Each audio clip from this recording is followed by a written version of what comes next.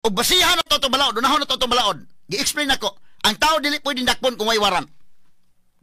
Duhara ka instance nga madakop siya nga way warrant nga way warrant.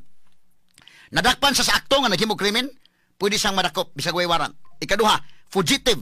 Kana bang napriso na siya? Gikan sa Cebu City Jail niya ni iskapo, di na kinalag warrant. Duhara. Wa man di man may gusto Duterte diha. So kinahanglan gyud og warrant ang kan Duterte. Question na bay warrant si Duterte? Ang tubag wa. Ngano man, dili man warrant nga gi-issue sa atong regular courts. Straight to the point. Ang atong 1987 Constitution nagklaro nga ang korte, atong korte sa Pilipinas, ang atong regular court. Kanang warrant sa ICC dili applicable dinhi sa atong nasod. Kinahanglan pa na nga i-verify sa atong korte. Na dili gani ma-verify na equivalent nga way warrant. Sa tubag gidakop si Duterte nga way warrant of arrest. Straight to the point. Ha? Di man itaas ka na nga proseso. Kinahanglan man guna, kadi man ta pwede nga manduan ta sa lain mga higala nga nasod manduan ta dinhi. Kay naman na itong judicial system, klaro man na. Kinahanglan ta mo coordinate, kinahanglan sa mo coordinate. Parihan na akong gibalik-balik example, kanang divorce, makakuha kag divorce dito sa laing nasod, di na pasabot pag-abot sa Pilipinas, okay na ka magminyo, nagkagbalik, kay na-divorce naman ka dito sa gawas, dili pwede.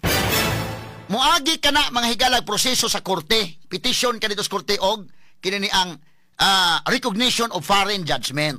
Ha? Nan, ang korte, lima ka na, mo file ka to petition, imo i-present ang petition na dugay, oy. Dugay. Ambot, sulti ko ninyong nabay na human usa ka tuig. Tingali paspas kayo. Naghampa mga kaso diya, basta na. Di malalim.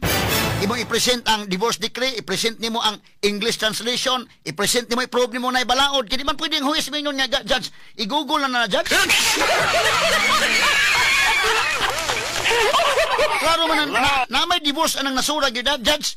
I-google na diha, di man pwede. Kaya doon na may procedure gyud. I-present nimo nga naa ning balaura, i-present nimo ang translation nga na i-prove nimo sa korte. Naintaw na proseso oy. Anya ang husgado pagtan-aw niya verified na nga naay divorce, siya na maoy mo himog desisyon, siya na mo order sa Philippine Statistics Authority nga kadto ang imong marital status ito nga minyo ka, i-cancelar na to, o, pwede na ka makapangasawag balik eh.